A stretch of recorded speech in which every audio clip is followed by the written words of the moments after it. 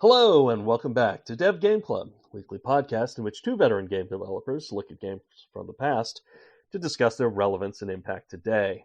I'm Brett Duville and I'm joined as always by my co-host, a man who thinks he has the right combination of tactical skills and strategic planning. Tim Longo. That is, of course, from the first page of the manual, where I read that and was like, I'm missing something here.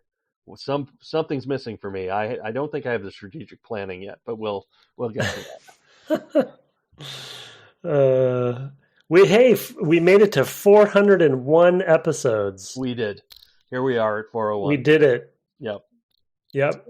Don't worry about 400. We made it to 401. We made it to 401. That's right. We did it. We finally did it. So our special 401 special, as it were, will be to play a game neither of us had really any connection with. I would say. None at all. This is not necessarily completely a void for me, but there was something that just never drew me to it. So this is a complete blindside for me.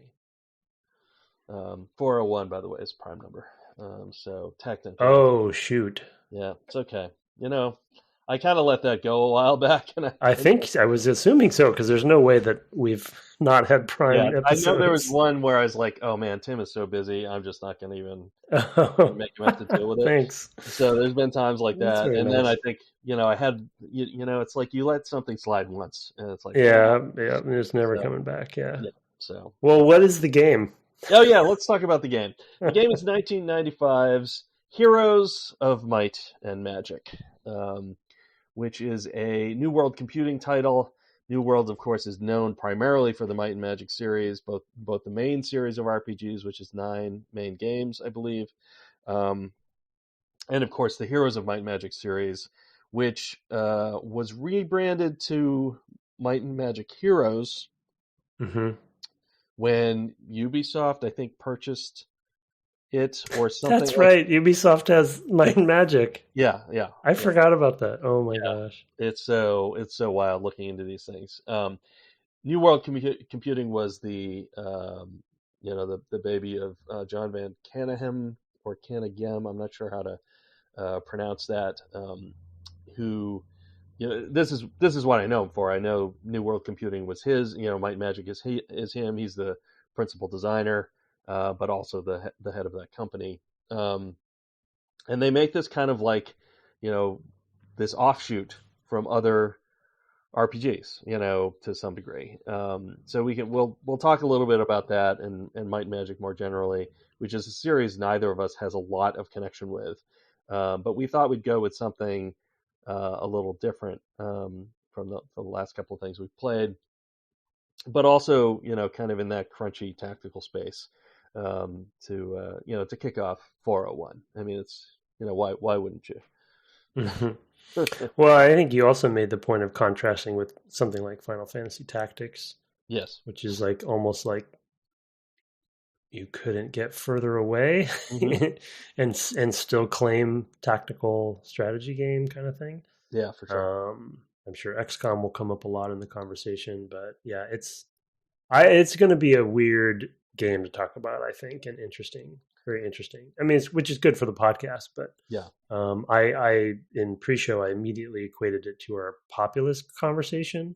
Yeah, because Populous was also like I played some of the modern ones a little bit, but in black and white and things like that. But the original Populous is such a weird game. Yeah, that almost like shouldn't exist or something. Yeah. And I feel like this is also like what is this? Yeah, this is definitely we'll talk about a multiverse game in the sense that there's another universe, that's just a couple hops over on the big branching tree of the multiverses. Exactly. This is this was the thing that people followed and did. Well, yeah, exactly. Like we talked about it with XCOM, and what else would we have brought up with that? Well, maybe Final Fantasy Tactics, but it's like we say that's an XCOM game. Right. We say like, and people know what that means generally, or at least within dev community, but I think, players as well. It's like, oh, it's an XCOM like game. Like, Marvel Midnight Suns, right? It's like, Right, okay, right, yeah, we get it, we get it. Or even Freedom Fighters. Freedom Fighters, no, Freedom Force. right. Two different games. Um, but nobody says that's a Heroes of Might and Magic game. Right. I'm sure they do, and I'm sure there are some. There's actually some games in the indie space that I think we might need to talk about eventually too, where there's sort of some of that. It even reminded me a little bit of that game we played co-op together, that Wildermyth. Yeah, yeah, which is, still isometric ish, but it also had sort of, anyway. Long story short, like to your point about multiverse, it's like, yeah, there's a fork in the road here, like with Populous and Civilization, where, this one kind of kept trucking along, but I have a hard time thinking of ones that copied it, Right, right. but it had an influence, and board games, as you will probably bring up, board games had an influence on Heroes of Might and Magic. Yeah, And then where did it go from there? It's really yeah, fascinating. yeah, But it was a really popular series in its heyday. I mean, like there were a lot of these too. yeah, yeah. There have been, I think, I looked and it was 6 or 7 in the mainline series of Heroes and Might and Magic, which again was renamed to Might and Magic Heroes. Um, I guess so you could keep Might and Magic at the front. But, Yeah, it's such that's weird. some branding meetings that needed to not happen. Exactly. Like, why not just okay? You've got a small market you're going after, anyways. What are you doing? Anyway, that one came out in 2015. The New World Computing was started in 1983. The original Might and Magic came out there in the early 80s. It went defunct. I had this open somewhere, but it seems like I have closed it. Yeah, it went defunct in 2003. So it was a 20-year company, which is pretty good for this era of games. I look at this and say this is definitely, because it is a, kind of like we said, a sort of split from the tree. It's that it kept going that long is actually kind of a credit to that it built a fan base, and but games got more expensive, etc. Things that we've talked about before. So they ended up closing it down, and I mentioned John Van Caneghem. Like I said, I know him because of this. Mm-hmm. It's sort of like he's the Richard Garriott of like these styles of games. The original the Might and Magic series and the Heroes of Might and Magic series. So I know him from that. I have played Might and Magic 6 quite a bit, though I never finished that game. It was a game that I think you could play quite a lot, as one Kaon I think would agree. Yeah, Yeah, I forget I what think it was came on. around 176 hours or something like that, Yeah, for clocked Might and in. Magic on the NES. SNES. Yeah, or yeah, no, No, you're no, right. NES. Yep. yeah, NES Quest. Yeah, his SNES Quest would be like, well, I need to put multiple of me on. Oh, I'll come.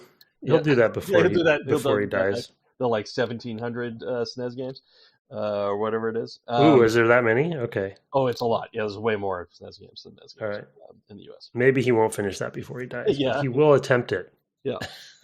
We're looking forward to it. You'd be better off like going to Wii games or something, just going to the other end of the spectrum, because there's way fewer, or Wii U, something like that. Anyway, let's talk a little bit about 1995, which is when this game came out.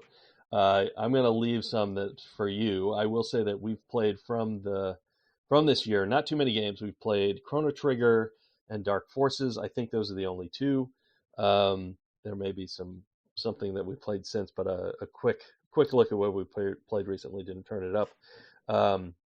So we've not played a lot from this era. There's kind of a, this is kind of the point where we sort of drop off. How many games we've played from a given year. Our sweet spot has been more of the 95 to 2005 kind of era, but or 96 or 98 or whatever, kind of our early years. But this is Yeah, where, exactly. Once we're in, playing games before '96 for me was much more of a hobby, right? And Mhm. not as and once you're developing, I think you're just around it all day, and everyone's playing and sharing stories. So I know I upticked quite a bit once I joined LucasArts. Yeah, yeah, and you change how you play. So some other games that are interesting to mention: Tactics Ogre, which is something we referenced in Final Fantasy Tactics. Full Throttle came out this year, which is interesting just because, of course, it's Full Throttle, and from a place we were working around that time. I also noted down, you mentioned Jagged Alliance, Mm-hmm. and I saw Dragon Quest. It says here 6, but that seems like a large number. I guess that kind of makes sense. Dragon Quest 6 this year, and then I jotted down a few that I didn't hear you mention: Rayman, the original Rayman, Hexen, and Suikoden, which is a RPG series from, so it's got tactical RPG combat, Japanese style, from for the PS1. And then you mentioned a couple that were near and dear to your heart that had 2s in them. Yeah, well, I mean, Warcraft 2 is an important one to mention because of strategy, etc., and tactics. And we played Warcraft 1, of course, on the podcast, but I think 2 was the multiplayer, powerhouse that it was, Yeah. and kind of a big shift, of course, for Blizzard, big hit. And then the Dig was this year too. I saw, and I Oh, do okay. remember the Dig and I Full didn't Throttle realize it coming out came the out same the same as year, which Umbrella. Yeah, not the best planning. Did you mention Twisted Metal already? I did not. Okay, yeah. And then just for fun, Because I for wanted me, to. it's always been about Twisted Metal Black. Yeah, fair enough. Okay. Yeah, the first one I don't remember how good that one was. But just for fun, I wanted to mention Kingsfield 2 Yes. because everyone knows why. I'm not even going to say it. You know what? I'm not even going to say it. You're not. Wow. Nope. Well, I took a drink in Kingsfield 2. If you know, you know. Good. I love it. I love it. You figure it out. Yeah. Well, one thing I think that's, of those titles you mentioned, the one that's worth remarking on in this context is Warcraft 2, because I Yeah. think what had happened on the PC around this time that makes this a bit of a fork in the road, is the real time strategy really hitting. I don't know when Command and Conquer comes out, or Total Annihilation is a little bit later. But this is kind of the time when these things are happening. Real time has kind of become the thing.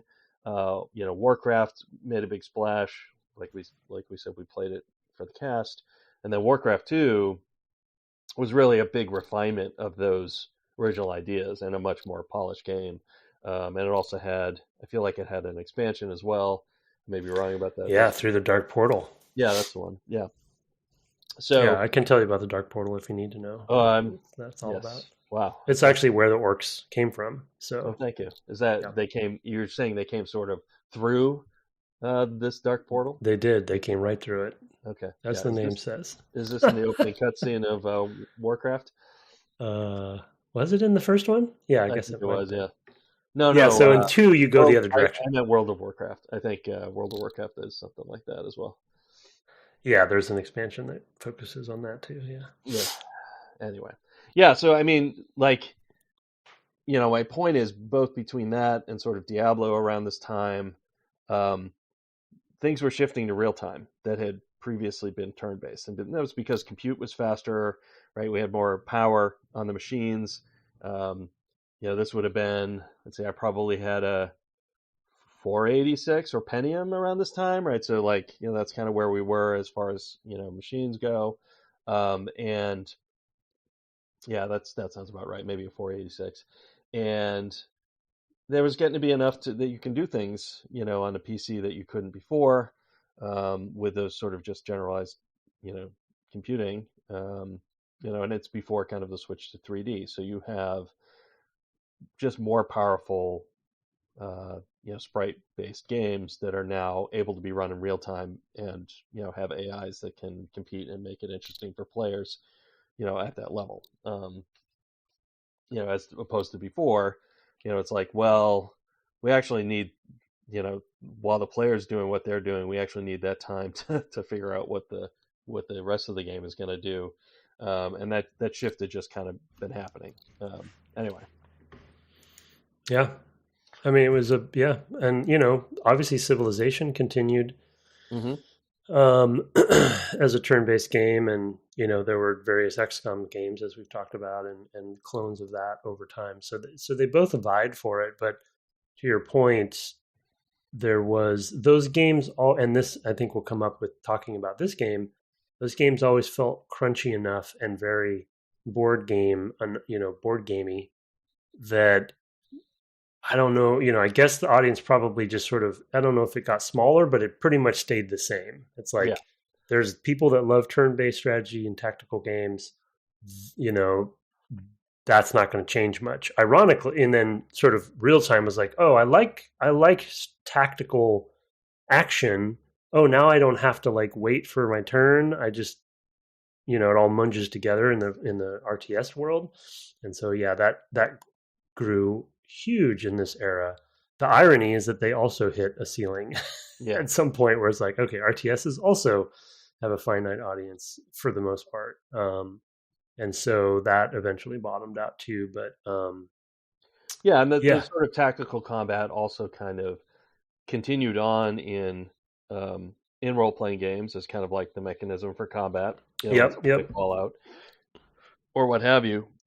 But even there, like the immediacy of real time, I think, is something that kind of came to dominate really across genres. In most cases. I'm not, I say 100% or whatever. I haven't thought about that deeply enough to really convincingly say it, but I do think that I think what I'm trying to say is, had a real time revolution in tactical strategy games not happened, we might have seen more in this kind of vein as far as turn based tactical yeah, games go. Like, that's really what I mean.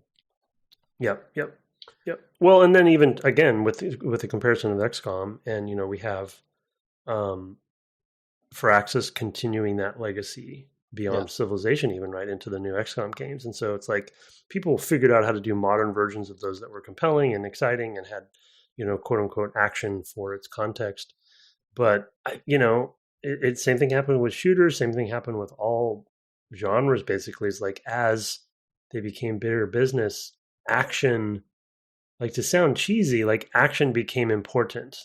Hmm. There needed to be a lot of excitement, and any turn-based stuff. I mean, you even see it in Final Fantasy as the games go on, right? Those Of summons course. become more and more elaborate as Yeah. the years go by. Yeah. And how do you make that sort of or active time mode? What's it called? Active time Active time battle. battle, yeah, or Active yeah, time or battle. even much later, entries in the series can become even more real time. Like Yeah, Final yeah. Fantasy um, 15, or something like that. So Well, and we talked about it with Baldur's Gate too, I mean, as well. And you brought up Diablo. It's like we talked, and we actually had people on talking about both of those games. Diablo had its version of how it's going to evolve, right. and then and he even talked about what I'm blanking on his name. Oh, David Brevik. David Brevik even talked about how that game originally was turn based, right, or whatever. Yeah. Um, and but then Baldur's Gate, much a different scope, but it kind of tried to play both. You had the pause feature, but it was also real time, and it was kind of in this interesting sort of merger of those two, kind of have your cake and eat it too. So yeah, I don't know. I don't want to call like it's hard to go back to this game because it feels like a relic of sorts, Yeah. but it's also because it had so many installments and it had an audience.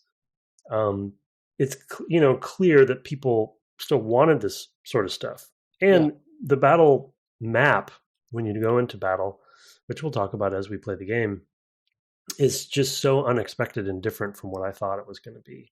Yeah. Um, and so it's just such a weird thing to me Yeah. so It far. really is. I mean, it's like it's sort of like you can see in this that it's like the sort of people who enjoyed playing things like Archon or something like that, um, which was Yeah, this chess with battle, tactical battle. Once you moved your chess pieces around, and those sorts of things, just they're just a different thing. And developers from that era, or developers who were players in those kind of eras, you definitely see them evolving into things like that. It would be just so cool. Like it's almost like this is what they were aiming for all the time. That the machines just couldn't handle it yet, and this is kind of what they envisioned. And in this case, as you mentioned, alluded to earlier, there's a very this is a board game where the management of the board game is way too much for players to do at a table. So it's really helpful to have a computer doing it. But wouldn't it be cool if there was a super complicated board game, right? Is basically what you get down to, I think. It also, I think, has some, some sort of precedence in the sort of tabletop wargaming, sort of space. So, where Yeah. when Gygax was trying to Gygax and Arneson were trying to boil down. Well, what if we boiled it down to just instead of just this is a mass of things that are represented by one, token or miniature or whatever. What if we individually represented a small squad of them that were doing, infiltrating, a space. And, this is kind of that, right? I mean, this is basically that kind of, mechanic, is that you've got your hero and he's leading around this small army, very small, like dozens of units that are really just 5 units with numbers on them. And what would that look like? So you can definitely see an evolution from chivalry and D&D. So Yeah. or I do anyway. Well, and I mean, I don't know about getting a guest on for this one or not. Maybe we'll try, but the thing that fascinates me about it is they have. I was just trying to look up the sort of cross reference of timing for the original the main series and then the Heroes games. But I really want to know sorry, let me finish this. Okay, so 86, 88. So there were, I think there were 3 Might and Magics, and then this. Yeah, I mean 5 is in 93. Oh, really? Okay, so it was more than that. Yeah. So it's sort of I'm always fascinated by that concept of, okay, there's this main franchise and series that is Eye the Beholder kind of stuff, wizardry, dungeon crawler, first person-y kind of grid-based dungeon crawler kind of thing. And then there's this moment when they say, what if we take that property and make a different genre with it, And in this case, they choose turn-based strategy. And is it, I'm always fascinated by, was that someone's pet thing that they wanted to do? Was there a strategic play of okay, here comes turn-based strategy, or here comes, let's make a board game out of this? How do you get from the main RPG to this? I just total random off the top of my head, but it's there was a Fallout Tactics game. That's right. That came out that was about, what if we take just the combat? Yeah, it was called Fallout Tactics Brotherhood of Steel. It was about the Brotherhood of Steel. Yeah, exactly. And it's, it's not as much about roaming around the wasteland. It's just about, mission to mission kind of stuff. And there was an era there, I'm thinking of Commandos, and, there's a few other games kind of around that space. But similar to this era of okay, what was happening? And we haven't done our deep research about other competitors that were coming out around this time. But I have to believe that SSI had something similar to this game around the same time, and they were all kind of trying to play in this space. Do you know what I mean? Right. Well, I mean, you can say the same, to some degree about Final Fantasy Tactics, right? Although, they did that was 98, was it? Something like that. Yeah, I don't remember exactly. I'd have to go look. I don't have that open, but yeah, I mean, I'll look up SSI because I do think you're onto something there. I'm looking it up too. We should have. You feel that's wasn't Jagged Alliance? Jagged Alliance is in the space yet, so that's a good one. Archon was them. I did not realize that. Yeah, that was them early. Of course, Allied. There's all their World War II games, or their real world games. Okay, so that because they had the Dungeons and Dragons license, so that's kind of what I'm piecing together. And sorry to be doing this Oh, on right. air, but Yeah, yeah, yeah. but um, I don't know that they had a I don't think direct they did. equivalent, yeah, to this because I think they were seeing so much success in the sort of top-down, almost Ultima style, like Ultima, like 4 style, but with party. Well, I guess 4 maybe had a party, but you know what I mean. That sort of top-down, like very stereotypical, like Apple II kind of look, just with updated graphics and things like that. And then they kind of relied on the book to do like a more additional text, And I think their actual branch was to do the Eye of the Beholder type stuff, um, instead of to try to find some other thing, some other kind of nearby genre. I think they actually, because they did the gold box games and then they went to Eye of the Beholder, and I think they were finding success there, and they, Right. so they just kind of they took a different branch, I think. Well, and looking at their timeline, like, oh, I just had not realized how much SSI did, but Oh, tons of games. dominantly war game related stuff, right? Their fantasy stuff is peppered in there, especially later, Yeah, but it's, yeah. yeah. It's kind of. I mean, it's a good counterpoint though of like, well, if anybody was going to do a game like this, you kind of would have expected it to be SSI, Uh-huh, right? Because exactly. once they had the fantasy license, it's like, well, we could just do these things that we know how to do, like I mentioned, Jagged Alliance or something like that. That um, that we could just put a fantasy skin on, like, and maybe divert it a little bit.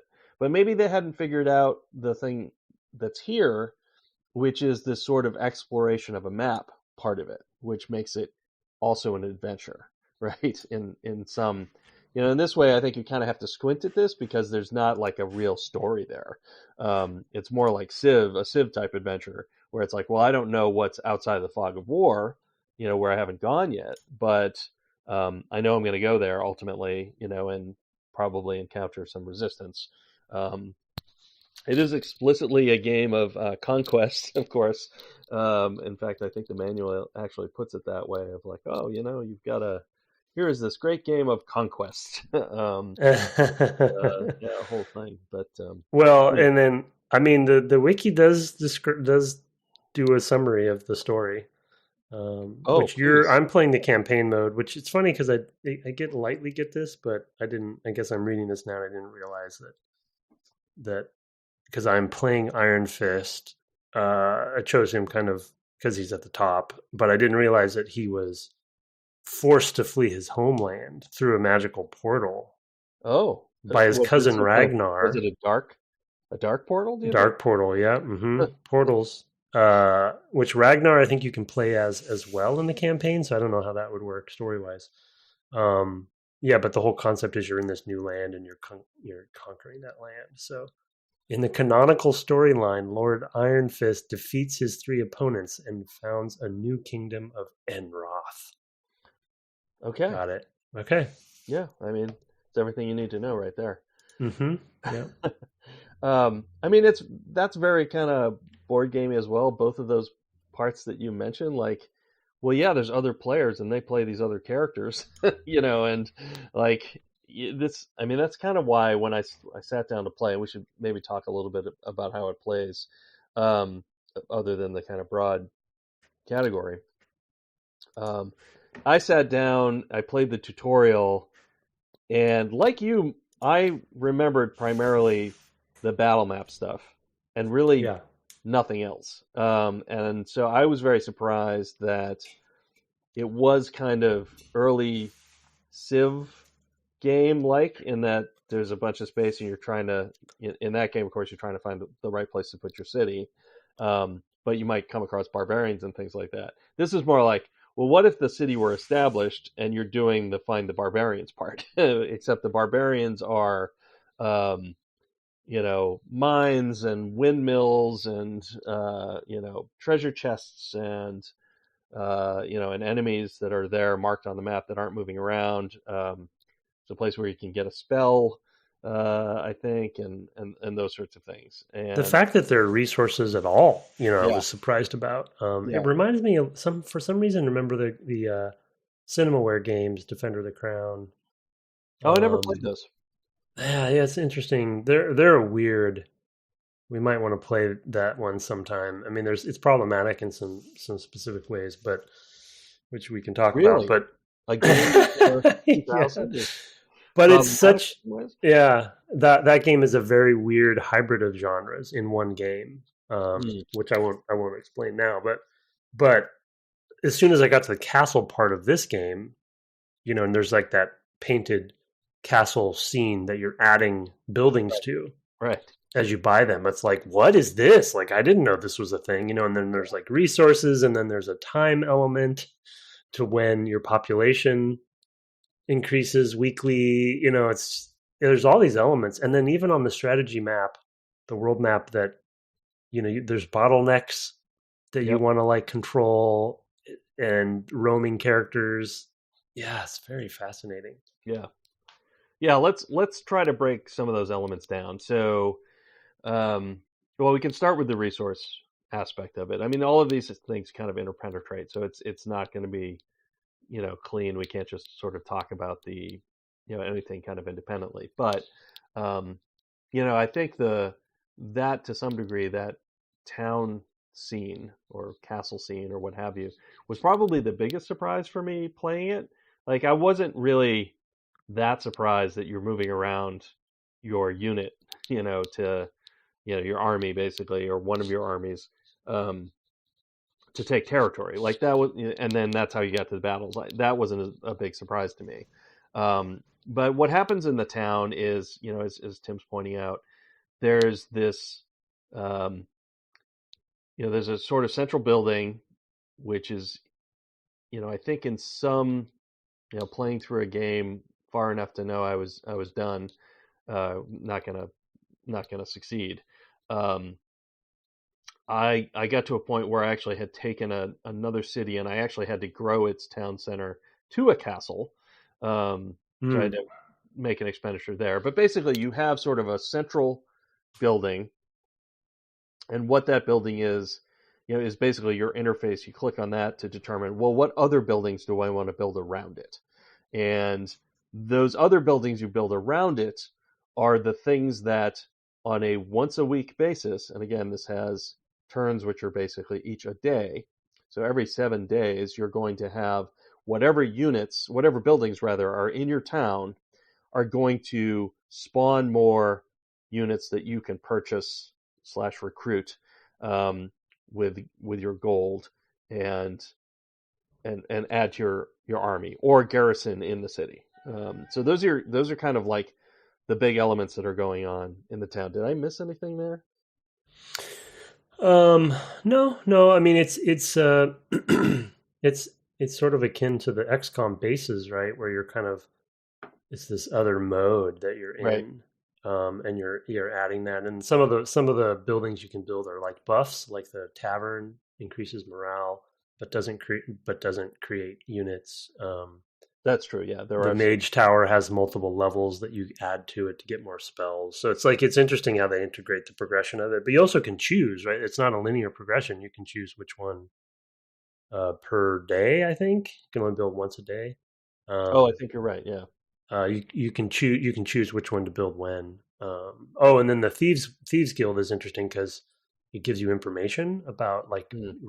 intelligence, basically about what the rest of the map is doing, which I thought was interesting. So yeah, it's just a very unexpected mode.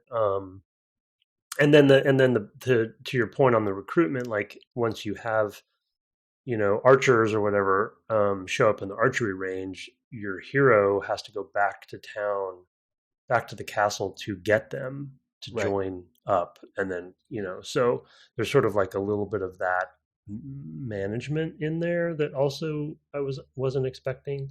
I mean, because of the screenshots that always would typically show the battle map, which we haven't even talked about, which is kind of its iconic thing, I'd say, that view, that side view. um I think I thought all of those units were the heroes. Oh, uh-huh. And now it's dawned on me that it's like, no, the hero is just your general. The hero doesn't fight, as Right. far as, at least not so far. And you're just building up your army that's going with the hero, and they're kind of expendable. You Yeah, know? the hero is the interface for command and spell casting. So Yeah. the heroes who can retreat or um, surrender, and the hero can also, yeah, like I said, cast spells if you have a spell book, which is something you have to build the mage tower for. And like the mage tower, or like the other units, you have to go back to town to get the spell book, so that you can pick up spells in the world if you are finding them, or be able to cast spells at all. Mm. So, like, not only do you have to have the mage tower, but you have to have visited and purchased a spell book while your hero was there, in order to do that. The Any characters who are garrisoned in a town are get any of the passive bonuses from the town. So, as you mentioned, the tavern will improve their morale while they're Oh, garrisoned there, um, which means they're not in an army; they're in the garrison, in the town. Because basically, all the units that you can produce into these slots at the bottom of the interface, and those numbers just kind of go up. The more you take them out of the buildings. The other thing that I thought was really interesting, and this was kind of unexpected as well, was that based on what hero you have, you get a different set of buildings. oh, what do you mean? So if Your you main play, hero?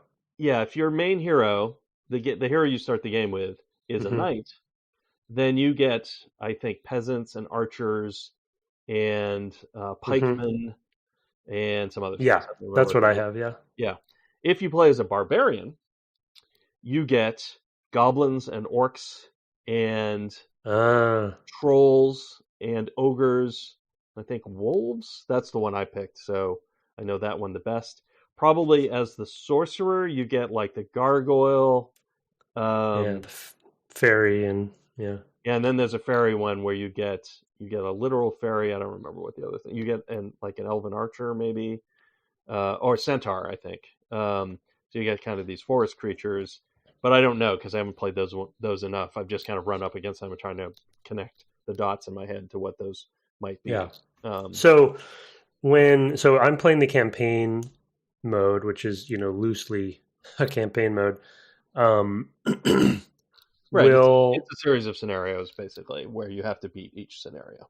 when you take over a town, though, like I did attempt taking a castle, but I wasn't able to.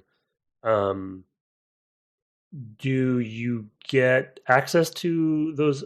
Because I started with a Yes. knight character, am I never going to get access to No, like no, a? you get to whatever you take over. So it depends Okay, what the other characters' towns are. Yeah, got it, got yeah. it. And you can recruit new But heroes too. Yeah. yeah, you can also recruit new heroes, and they are from the other. Like you, there's only basically you can only recruit up to these four, I believe. I could be wrong about that because it could be you could recruit multiple knights or multiple barbarians. I'm not really sure about that because I haven't done enough of it to find that out, and I I haven't do have a second. Yeah, I did recruit. a second knight. I have a second. Yeah, I think he's a knight. Yeah, it's knight.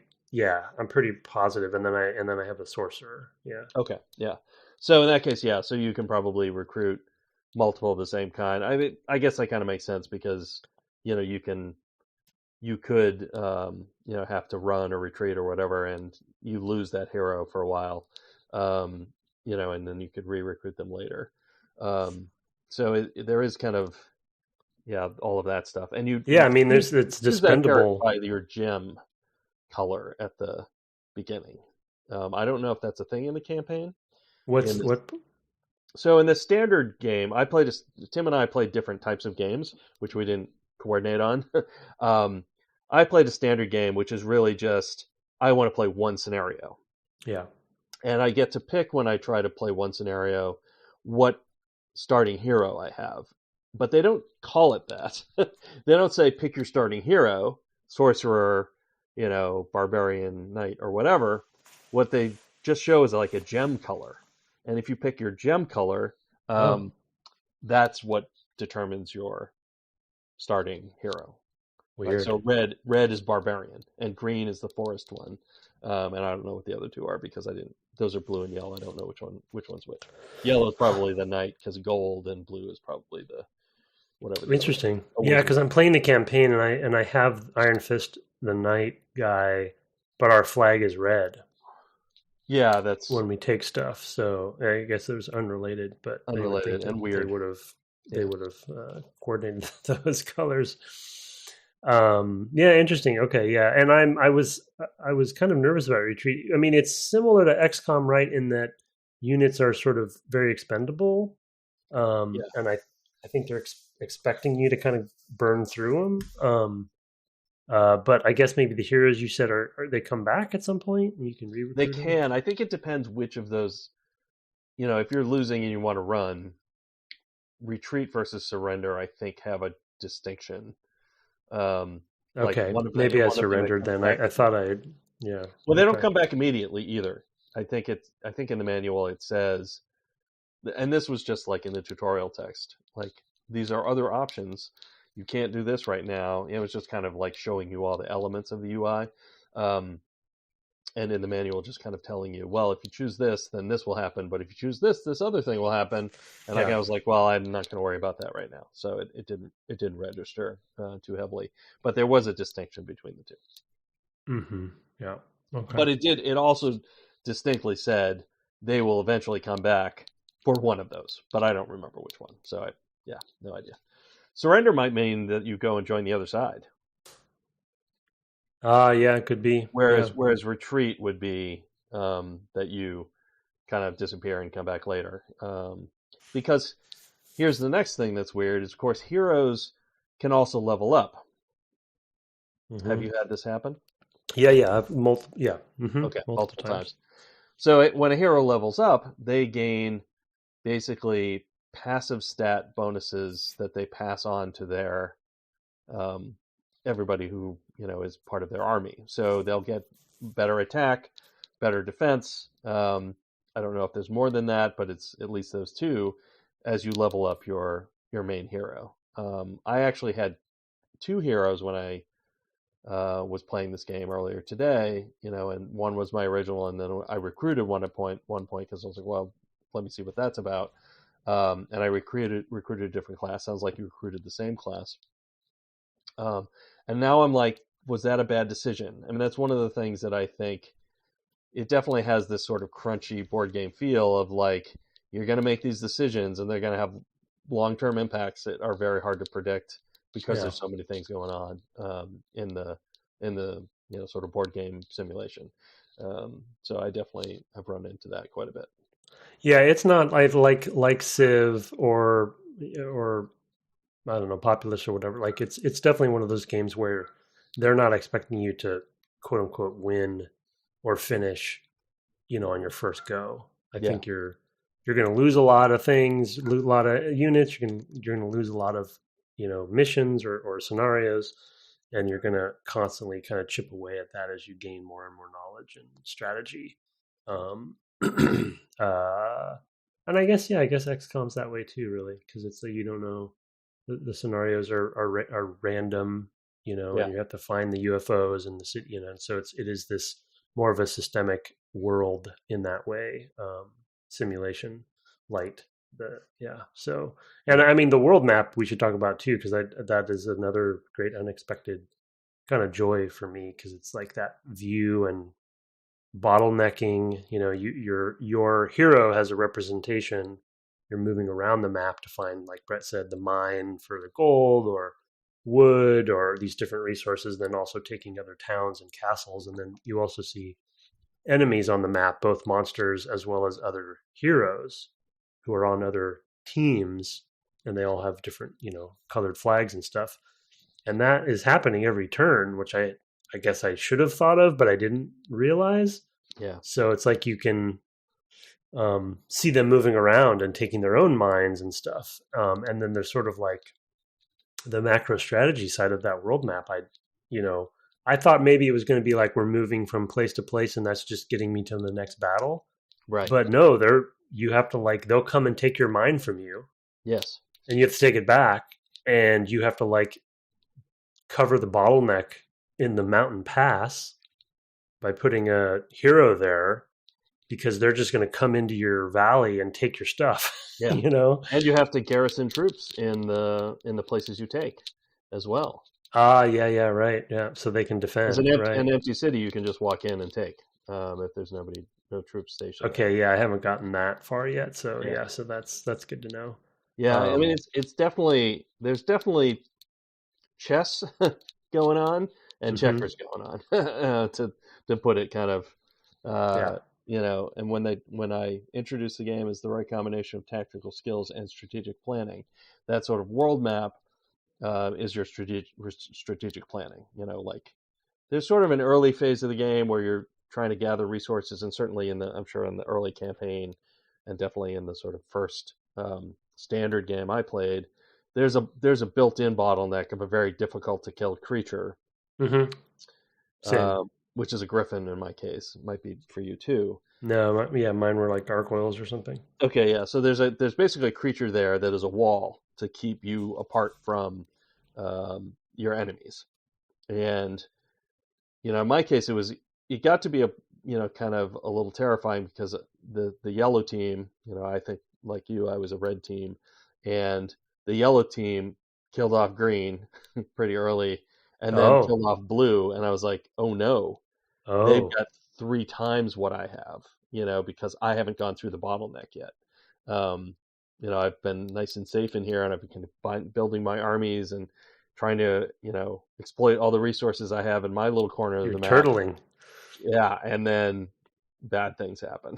So as a result, so I think there was probably a way to win that game with a different strategy where I turtled longer, and really built up an army so anything that came at me I could take out.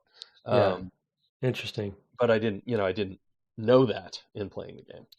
We're That's cool. we're already on to like stories, so we'll probably have more of those. I do feel like because of the type of game this is, and because of what I've seen so far, this feels like a sort of a 3 episode game, to put it that way, because Yeah, yeah, I you know think there's we'll tap out. Yeah, there's not tons and tons to explore here. Like I sort of feel like we've seen most of what we're going to see. Like this is like most board games.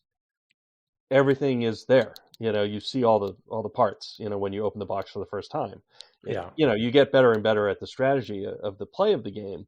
But fundamentally, like the game is the game. And you're not adding new things. Unless, like I said, in some sort of special cases, like a legacy game or whatever, where the game actually changes over time, because they've added persistence to the game. That this is fundamentally, like a war game, where it's like, well, these are all the rules, and these are the units on the board, and etc. And I think that there's just not a lot of kind of story depth to be had there. But maybe the campaign's different, and I might switch to that for next time, just because I just was going top down. I was like, well, standard's the first thing. yeah. It's called standard, so maybe I'll try the standard. But now it kind of showed that to me that was the case. Which was also a difference that we were seeing in the real time strategy games. To bring it back to that, is that the real time strategy games like Warcraft had an evolving story that was told through the series of missions, and um, more of the units and resources were kind of appearing as the game went on. Um, Hmm. so I think Yeah, that there's a progression to it all. Yeah, yeah, which I think is one. We talked about it at the time, but that was one of Blizzard's strengths. Ended up being sort of strengths, at least at the time, and differentiators. And then the Command and Conquerors had their version of that as well. But it's kind of fascinating. And then looking at that list of SSI's games, it's like having so many of them being war games. It really is a computerized board game yeah, for the most part, and there wasn't going to be a lot of story focused stuff. right, right.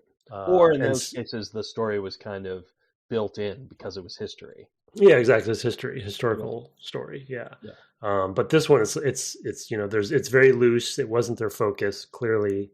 I'm reading on the wiki more than I realized what was the actual story, and even that is very loose. yeah, yeah. I don't know if there's like a cutscene at some point. I haven't made it out of the first sort of um, map. I don't know if it goes map to map or if it's just one big world that I'm slowly taking over. The funny thing, even in the campaign, though, is that there's this concept of teams.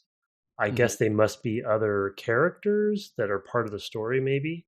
Yep. But there's the same four teams, and it tells me through the Thieves Guild, what they own at any given time. So yeah. Oh, I see. Okay. Yeah, I mean, so we'll explore more. I mean, another thing that might be interesting to try with this is that there is a multiplayer component as well, Yeah, I was thinking that too. That would be which I fun. researched a little bit today just to see if it was viable. Because it is a game from 1995, um, and apparently the GOG version has Whoa. packaged in something to make it possible, like some basically middleware, basically to simulate a LAN. Over the Cool. internet. So it's something we can explore. We haven't talked about it. This is just coming up now. So we may do that as well. I mean, because that would kind of, I honestly think that that's where something like this maybe does have legs because, Yeah. you get kind of, you play all that. Oh, yeah, cool. There's a lot of different, stuff in the campaign or whatever, or there's a lot of different scenarios, but they're sort of like populous in that way of, well, this is just the scenario. I have the strategy or strategies I've figured out, and I'm just going to go employ my strategy. And how that develops is a little different each time. But fundamentally, the computer has its weaknesses, and so I'm kind of bound by that. But in a game that also has multiplayer, it's like, okay, now I'm playing a really complex board game against a friend, and that does, I think, change things. So it's. Yeah, it's ringing a bell too. I feel like even at work I remember the multiplayer side of it being a thing that people would do. There was like StarCraft or whatever. There was a Right. contingent of people who would play this and fight each other because it has such a a depth of systems and rock paper scissors and all of that. Yeah. Yeah. All right. Well, So let's put a pin in it for now. We'll come back to it. We'll play more of it next week, and maybe come up with a decision whether we're going to try to play some multiplayer in it. we should. Yeah, I think we should at least try. I think that'd be fun. Yeah, if it's viable, we should take a look at it and maybe try to play a game. It'd be fun. Maybe we could stream it. And yeah, so let's put a pin in it there and come back to it and turn and try to get a couple emails under our belt. We've been having some sent in to devgameclub@gmail.com. Thanks for coming along and providing some content for this critical 401 episode. Um, but I've sent a couple to you, sir, so you could give me one of them. Okay. The subject of this email is The Sims from Taylor. Hello, Taylor. Hey, Brett and Tim. I'm loving the conversations you guys are having around the Sims series. I wanted to write in and expand upon the comparisons you guys were making regarding how the dollhouse mirrors real life.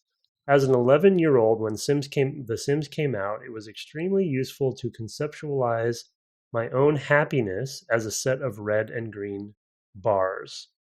Whoa.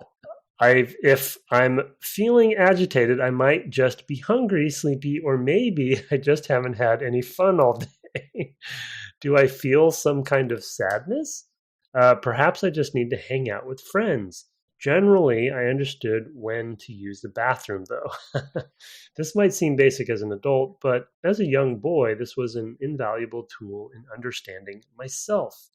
Unfortunately, I was not allowed to play this game as my parents enforced the strict no T-rated games rule until I was actually a teenager. I snuck play sessions in at friends' houses. Funny thinking that I was allowed to endure the horror of Majora's Mask, but not the cartoonish woohooing of The Sims. Yeah, exactly. Some of those Nintendo games are, yeah, spookier than you realize. Thanks for the podcast, Taylor. That's funny. That's pretty Yeah, cool. yeah, it is pretty. It is pretty funny to think how. I mean, there's really a lot of ways in which the things we encounter become models for how we view the world. Like broad things in, sort of culture, and how they intersect with technology will change how we talk about humanity. I know that over the course of like the 80s and 90s, and especially into the aughts, there would be like this discussion of like, well, the brain is kind of like a computer. Yeah. And no, First of all, the brain is not like a computer. In no way is a brain like a computer. I mean, sure, it computes, but like when you get down to the actual sort of mechanics of what a computer is and what the biology of a brain is, it's like these are not like you are talking at a level of abstraction and metaphor where it really obscures some interesting and important facts, I think, about the distinctions between the two. But that was true of like if you go back to like the industrial age, it's like, well, the brain's really like a factory. It's like, no, but I do think like, especially at impressionable ages, like we look at something and it changes how we view things. And particularly when it comes to The Sims, obviously it's trying to model humanity in some ways. So it is interesting. And sure, anytime you're feeling like you're a little agitated, it's a good idea to think, well, when's the last time I went outside? When's the last time I had a drink of water? How much did When's I the last sleep time I last went night? outside and peed? Yeah, there you go. Yeah, that's where I was going. Yeah, I mean, My sons didn't go outside to pee. They just went ahead and went on the floor. So, to your point, I had this conversation with my family recently. I was explaining D&D alignments to them. Oh boy, because it had come up in some meme probably right on right. TikTok, and Yeah. and our kid was like, "What is lawful good?" I was like, "Well, let me tell you." And the reason I bring it up to your context is D&D was very much that for me as a kid. Oh yeah. In Oh, me in too. Yeah. the two main vectors was one, statistics, the stats, Mm-hmm. right, strength, dexterity. Like still to this day, I think about the world through those stats. It's like, Well, and is yeah, that who hasn't made a GURPS character of themselves? is that a wise decision or an intelligent decision? Or Right. is this a dex roll I'm doing right now, or is this a strength roll? Like where, but then the alignment one is fun because I have always used that matrix in my head to classify people, you know what I mean? And not just people holistically, but also just decisions people make, right? Like, is that a lawful good decision? A lot of people you meet are going to be hopefully lawful good and generally, but there's just a mixture out there. And so it's just an interesting, we look for ways to categorize, and D&D major influence for me as a child. And then the other thing I think I said recently, I don't know if I talked about this on the Sims series. Did I talk about fuses? Does that ring a bell? Oh yes, we have a separate email Oh, about about fuses. fuses. Okay, yeah. Well, I said that the other It day is at actually work. the other email I sent you, so that's probably why it juggled your memory because you Oh, probably maybe I didn't read the probably caught email it yet, but yeah, subconsciously. maybe it's gonna come up then. Yeah. Yeah, but I just like those. My life right now is a series of fuses, Oh, and yeah. and so like that game hit hard there too, because it's like you're just watching these timers go down, and yeah, sometimes life is that way for sure. Yeah. It's a metaphor, but life's not really that way, Tim. It feels that way. A lot of That's fuses, and they're exactly. all going down, and I just need to light them. You need to like Cut that one and light a new one. yeah, exactly. All right, let me tackle one here. There is, I think, a question in here that we can address or try about save states and dev tools. FFT, The Sims, every single game ever? Question mark. All of that was the title of the email. This is from Baron. Hello, Brett and Tim. I just finished playing Final Fantasy Tactics in episode 4 of the podcast, and just like with any great game with a convoluted story, I moved the party to YouTube to watch some retrospective and lore breakdown videos. And while the story doesn't get much deeper than what you see in game, I started to notice a trend in playstyles among the YouTubers. They were constantly restarting missions, restarting the game, waiting for the main menu, choosing the appropriate save file, watching the cutscenes again, only to die during the first attack in some hard fights and doing everything all over again, sometimes 7 or 8 times before ultimately loading a previous save and grinding. Um, mhm. Uh-huh. A YouTuber, as soon as the game allowed him, grinded for 3 hours to have dancers, samurais, and ninjas before the second story mission, and still lost a ton during the late game fights. My point, I was feeling a bit conflicted for using save states to scope the battle area. I remember Brett pointing out that it was a bad mechanic positioning your units before even knowing how the battlefield looks, and skip the chit chatter that most story missions have at the beginning. But after watching all that, I see now that I was just avoiding constant restarting of the system and whatnot, speeding up the process, and to some extent playing more tactically, since I usually try different approaches with the units that I had instead of grinding. This got me thinking about the usage of save states and other dev tools, like the Ascend ability in Legend of Zelda Tears of the Kingdom, that was a dev tool used during testing to escape any area that developers found themselves trapped in, and later Nintendo decided to leave in the game for players to use and get creative. Hmm. My question to you, as veteran game developers, have you ever decided to leave a tool that was intended for testing purposes in the final product? Or can you share some of your favorite examples? And what do you think about save states being in most single player games as a quality of life improvement? Sorry for the long post. Friend of the pod, I would like to thank. Oh, of course, Baron. P.S. I know some games like Shadow Tactics, highly recommended, he says, have save states in game, so we're going in the right direction. I have one that is actually not. I mean, it was designed as a feature, but honestly, I would like to see as a quality of life improvement / dev thing for other games, and that was I worked on this game Tacoma. It's an independent game, and there's this mechanic where there are scenes that play out in the animations, basically, that play out on the station that are recorded, and because they're recordings, you can scrub them. They're in 3D. It's a 3D game, and you can move into different parts of the space to see different angles on the action, because there might be things that are happening in multiple places in these larger scenes. So you can basically scrub these things back and forth like you could a video player, on your PC. Yeah. And I really love that, and I think it would be cool, especially with these games that have in-engine cutscenes, to be able to just do that anywhere, for any cutscene.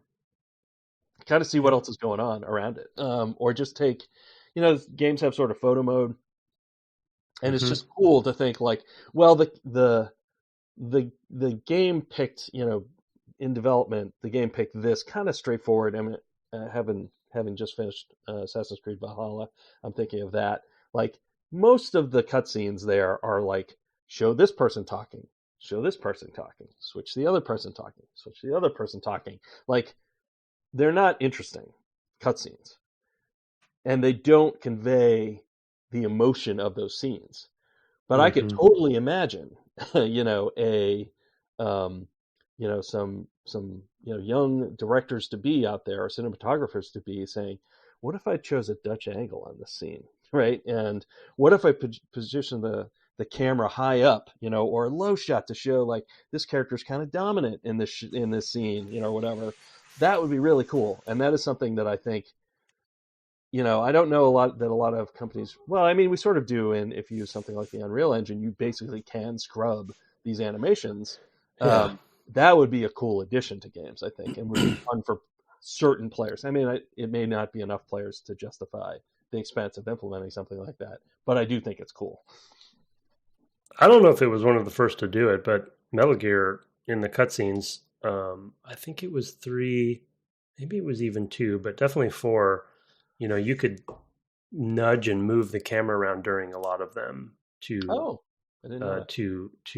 you're basically, you're not reframing the shot. Controller down in a Metal Gear. Yeah, I know. Yeah, I saw it's that. Going to be a while. I heard that coming. Maybe that's why they put it in, right? So you had something to do while you're, so you're not reframing like you said, but you're nudging, right? And you're kind of like, you have some interaction there. So, but that's not exactly the same thing. But I can't think of a good game example, but I was going to say a similar thing in that one of the powerful things about real-time 3D engines that Bungie and Halo, and they really utilized with the recording mode in on Halo, and that ended up kind of being the genesis of machinima, right?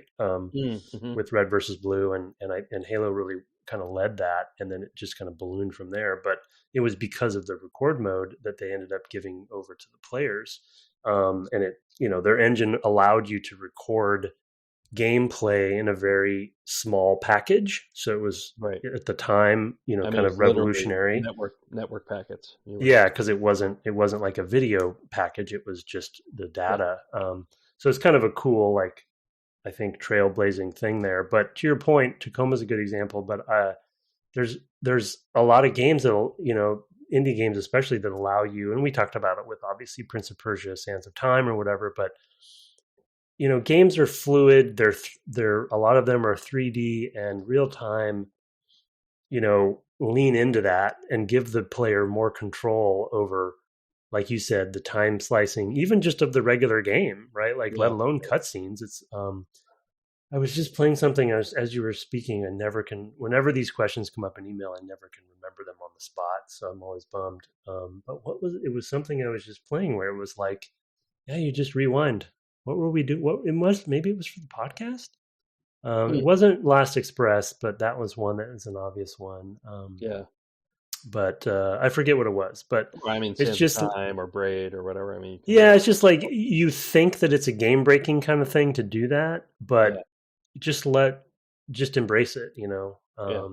but on the side of just There are leaving. technical challenges to things like that, unfortunately, but often. Yeah, sure, yeah, but I mean, if you know that going in, or Yeah. maybe, and the game's designed around it, there's like Braid or whatever, there's good examples out there. Um but as on the sort of more tactical, like, leave in debug commands, thank goodness the Sims left in the ability for me to delete that chip bag. Because, Right. man, that thing was irritating, and I could, Sure. I found the command, and they left the debug command in I there, mean, and I I just I almost wish you had like had to redesign your house around the chip bag. Like I you put. did. I tried that first. Oh, did you really? Oh, I cool. did. I removed the floor, and then I tried to put floor on top of it. Oh no, I I meant like just wall it off. Like there's a Oh, yeah, there's but the like audio. there's a weird pillar in the middle of your kitchen because there's this chip bag you can't get rid of. I could have tried that. Maybe I should have tried that. I think the audio was the most irritating part. So Oh, right, of the course. flies, I think, I could have still heard them, Still but heard them. Yeah. yeah. Yeah. I mean, the final thing I'd say about that, and then I guess we can also talk about Oh, I the. have one more that I just thought of too from our Okay, go ahead. past. Well, and we probably talked about this when we played Dark Forces. I'm sure we did, but just to bring it up again, there was a bit of a revelatory moment when, because we ended up getting to work with Darren Stennett, who was the project director on Dark Forces, and back then, gamers were gamers. Oh They boy. didn't, they didn't. Oh boy. Yeah, Oh no, man, it's I'm like out of beer. that Can't. super silly mentality, right? Of like, Yeah. you don't cheat, right? Or you don't. Oh, did you turn on God mode, in Quake and play that way? Oh, you cheated or whatever. It's like Right. Right. nonsense. It's all nonsense stuff. But Darren was like, we're just going to put that in the menus, Yeah. and you can just turn it on whenever you want. Yeah. And I think at the time we were like, what? You can't do that. Why No, would it you has to be give the? secret. You should feel shame. You should feel Yeah, shame. Vergonia. exactly, Vergonia. exactly. But you know what? It was a, like I said, a bit of a revelatory moment, and we had Now they're Darren just full of on. accessibility options. Yeah, exactly. And what's that platformer that has so many great it's Celeste. Celeste. Yeah, Celeste is a great example where it's like, no, just let the gamers do what they want. Like, give it to them and let them decide. Yeah. You're not gatekeepers here. Like, let them decide what to do. And that was whatever, 90, whatever that 95. was. Dark Forces was the 95, second year. right? We just talked about it at the Yeah. beginning of this episode, and I already Not only forgot. did I mention it, you then said, "Oh, Dark Forces was also this year," and I said, "Yes, I said that." And Yeah, now you here we just are said, again at the end. yeah. People, Anyway, his memory really is this. in This nine, tiny it bit. is. It is. It's not, and not a bit. It's this. It's a sieve. But in '95, Darren was already making, I think, trailblazing decisions of like, you know what? It doesn't matter. Yeah. Just let them turn on God mode. Let them turn on whatever. Yeah. They're still going to enjoy it. They've bought the game. It's their decision. Yeah. I mean, it's also honestly, when you get right down to it, that's also in some ways, it's a marketing tool. It's like because, oh hey, I want to show you this cool thing in my game, this game I was playing. Oh shoot, I have to play all the way towards the end. Mm-hmm. that's going to take me 20 minutes. Never mind. It's like, well, you know what? Now you have God mode, and it's just there in the thing. Oh, and I'll turn it down to easy. Let me just blast through all this stuff, and then I'll show you the cool thing, and it'll take me 2 minutes instead of 20.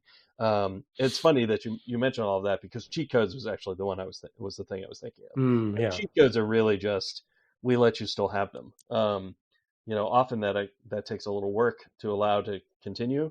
But yeah, as far as save states being in games as a quality of life improvement, I love it. It's also just hard, just because you really have to architect around it, or have a machine that has, the ability to sort of store off all of the state of RAM, and where you are in the instruction pointer and things like that for the code, which is just a lot of memory often. So you typically are seeing save states in emulators, because the machines there that are emulating the earlier hardware literally have factors of 100 or 1,000 or more amount of memory, so that they literally can just like, oh, I'm just going to store the entire state of this program right now.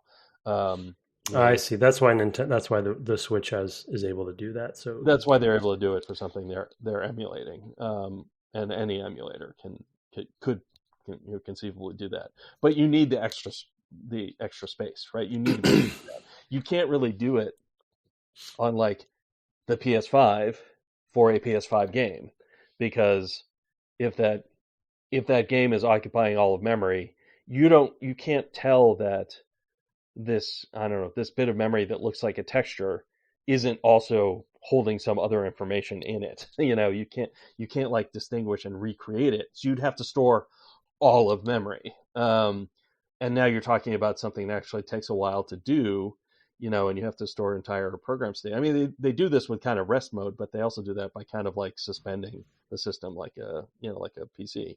So practically speaking, it's only really available in emulation unless you design around it, like something like Braid. So, so yeah, it's a complicated question. I love the idea, but it is also just kind of hard.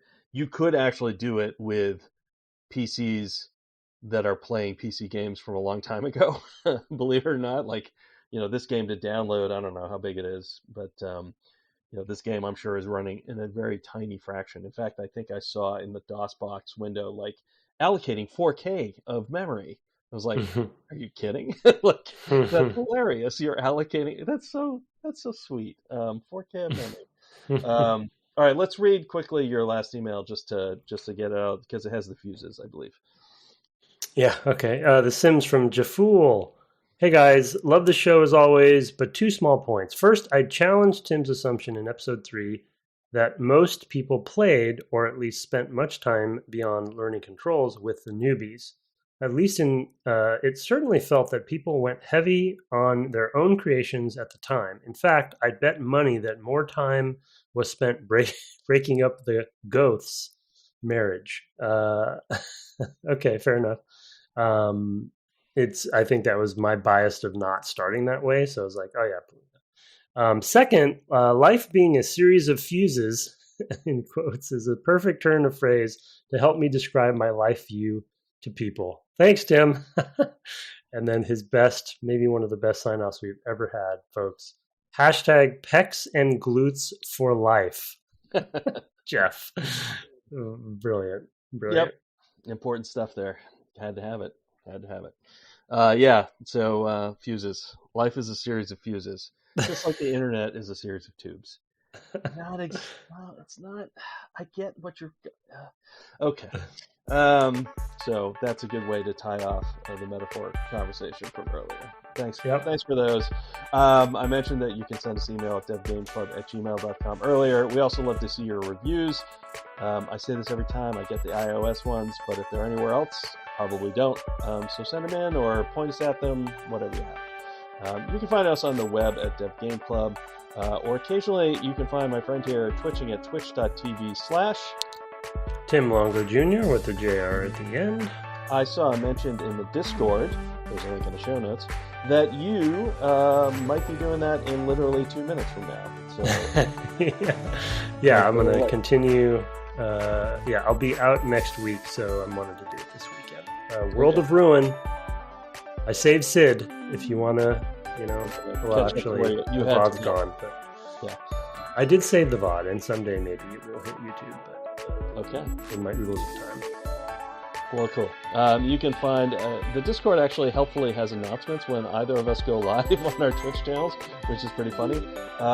And they also wrote a bot for how long it's been since Tim last stream. Keeps me honest. It keeps you honest. Someday they'll do one for the last time they did this in the review. Our intro and outro music was written and performed by Kirk Hamilton, commissioned by Friendly Caster and Edwards, and our logo, the Discord, our merch store, all by Mark Garcia. Have fun building yourself a pyramid this week, and good night. Good night.